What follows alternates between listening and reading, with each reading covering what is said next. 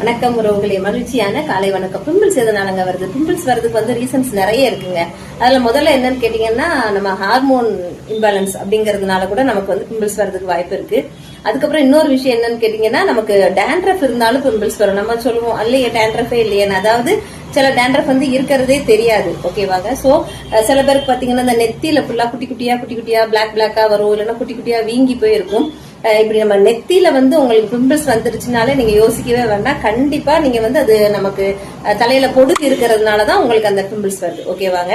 அதனால ஃபர்ஸ்ட் நீங்க என்னதான் ஃபேஸ்க்கு நீங்க ஜெல்லோ கிரீமோ சோப்பு எது நீங்க யூஸ் பண்ணாலும் அது வந்து கியூர் ஆகாது. ஏன்னு கேட்டீங்கன்னா அது வந்து தலையில நம்ம வந்து பொடுகு இருக்கிறதுனாலதான் வருது. ஓகேவாங்க.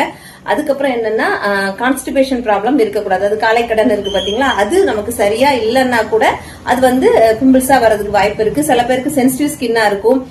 ஏதாவது ஒரு சோப்போ ஆயில் ஐட்டம் சாப்பிட்டா கூட வந்துடும். என்னோட ஸ்கின்லாம் சென்சிட்டிவ். எனக்கு வந்து ஆயில் ஐட்டம் எடுத்தாலே பிம்பிள்ஸ் வந்துடும். அதுக்கப்புறம் ஃபேஷியல்லாம் எடுக்கும்போது அவங்களோட ஹீட்னால பிம்பிள்ஸ் வரும். ஸோ இது மாதிரி பிம்பிள்ஸ் வர்றதுக்கு நிறைய ரீசன்ஸ்